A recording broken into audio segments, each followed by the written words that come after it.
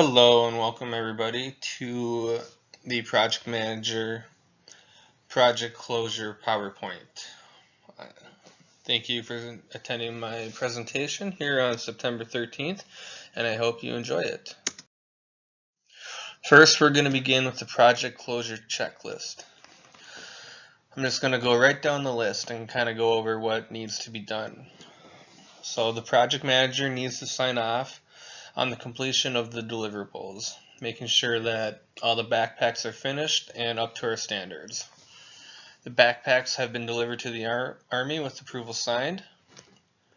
Vendors have been paid and accounts closed out. The subcontractors have been paid and closed out and released too, that way they can begin working on whatever new projects they have in the future. We need to make schedules for the employees to return back to the departments. Then we need to notify the employees and the subcontractors of their new duties. If they're subcontractors, they will be released. Employees will go back to their departments.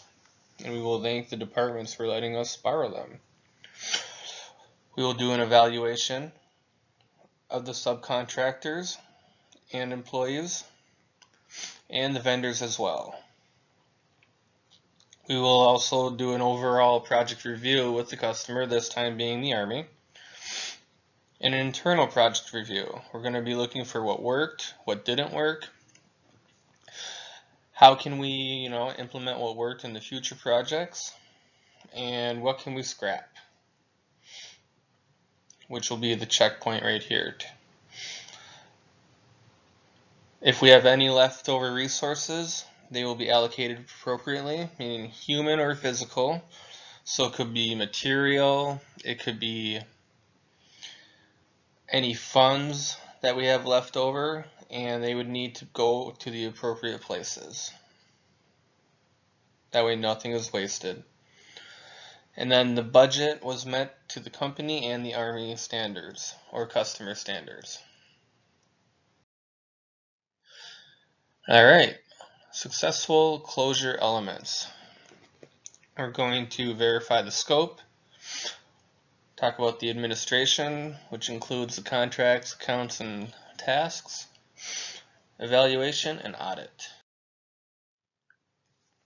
So for scope verification, were all the backpacks made? Did we make all the backpacks that the Army wanted? Did we meet our deadlines? Did we make all 3 delivery dates? Was the Army satisfied with it? Are they made with the quality to match our standards and the standards of the Army? Obviously, with any Army backpack, they need to be durable. So we need to make sure that there's very, very high quality in everything that we build for them to make sure that they won't break down, tear, or rip, especially in crucial times. Did we reach our goal of being under the budget? And is the Army happy? This is a very important one because the Army is a very big client and the future potential for super PACs could be sky limit potentially if the Army is happy, and they would be a great client for future projects down the road. Luckily, our project was successful. The administration aspect. We need accounts closed. We need to get our money from the Army. Accounting will take care of that. We need to honor our contracts for the vendors and subcontractors. They need to be paid and released. We need to make sure that they did a good job too for future projects. We need to assign tasks and new duties, aka having employees go back to their departments, having accounting take care of the accounts being closed or the contracts honored. We need to make sure that people are auditing and doing evaluations on vendors, employees, the overall project.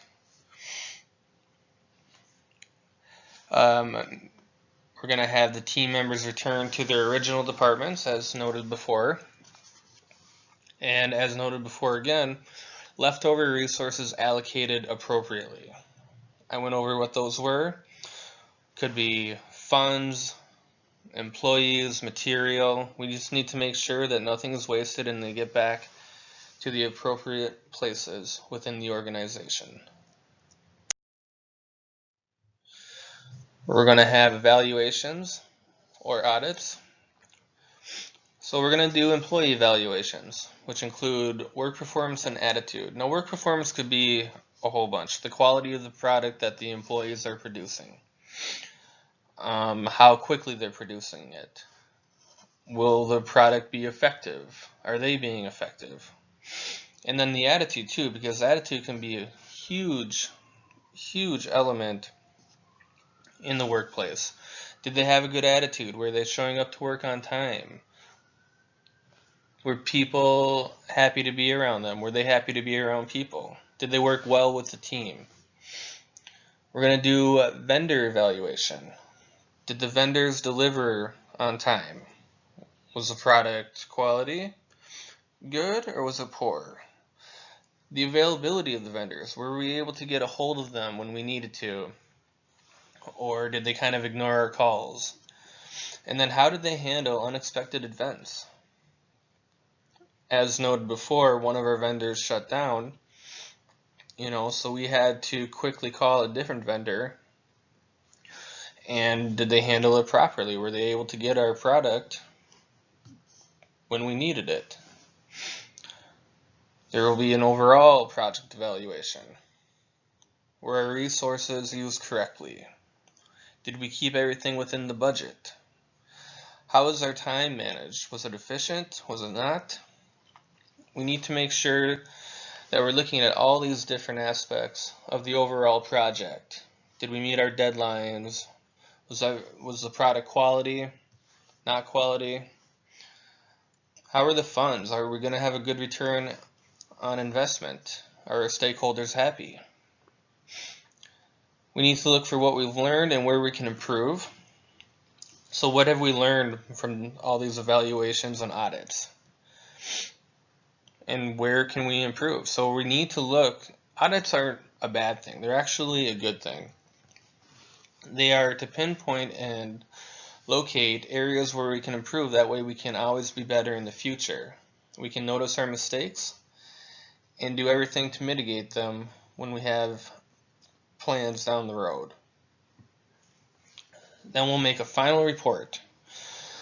A final report will include the executive summary, what we've learned, the data analysis from what we've learned, and recommendations. And we'll turn that into the stakeholders. A closeout plan. Our project was successful, therefore we're going to call this a normal project closure and a normal acceptance from the Army. This is a very, very huge success for Super PACs, and we should be very proud. With the closeout plan, we need to assign duties accordingly. We need to make sure that the payment is received from the Army in full. We need to make sure that our vendors are paid. That way, when we have future projects, they're going to want to come back and work with us again.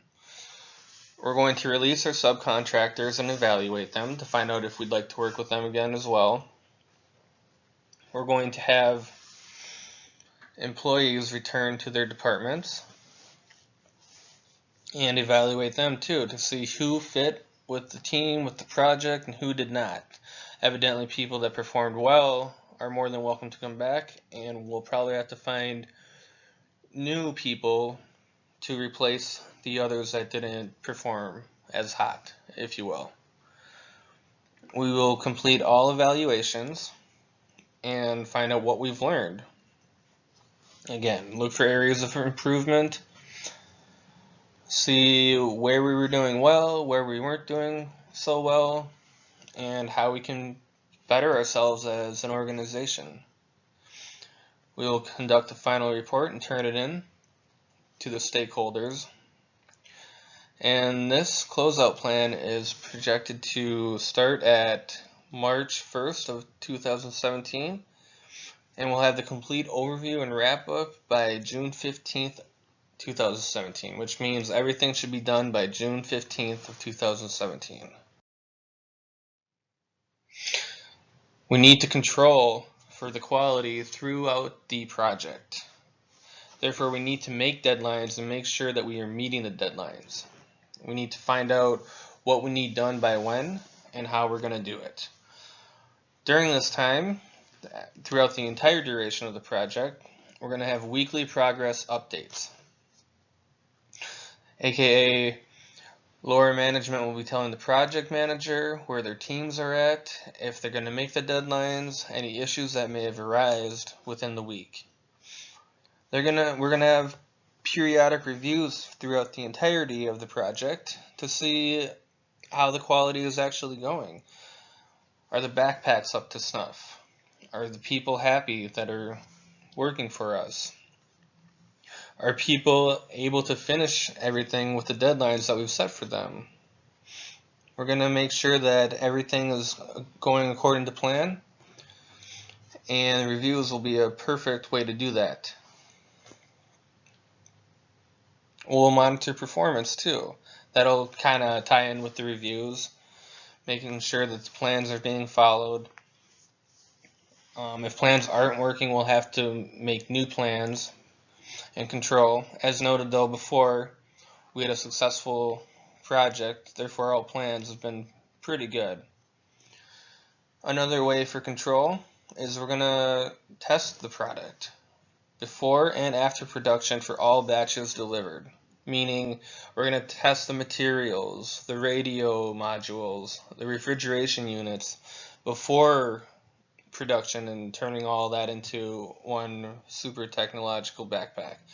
After they're turned into the backpack, we're going to test them again to make sure everything is functioning and working properly. The project manager will be delegating duties and follow-up on those duties, aka making sure that accounting is handling all the funds, managers are conducting the performance reviews throughout the project and reporting back to the project manager. Resources, again, are being used correctly throughout the entirety of the project. If there's anything left over, make sure not to waste them and allocate them correctly. At the end, we'll have an overall evaluation and audit of the project. Again, to look for where we can improve, what we've learned throughout the entire process of the project, how we were doing. And then we will look at everything, all the good and the bad, and find out what we can use for future projects and make a plan for the future whenever we do have maybe a future contract with the Army, or it could be Marines. Really, it could be any other organization. But to make sure that we take all the good, and what we've learned from the bad, and implement them and incorporate them into our future plans for projects.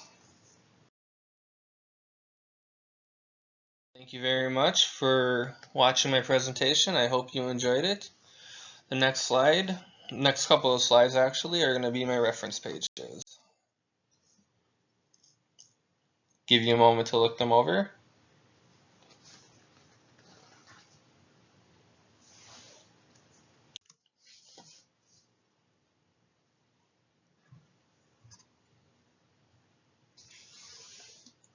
Again, I would like to thank you for your time, and I hope that you all have a very good evening. Thank you.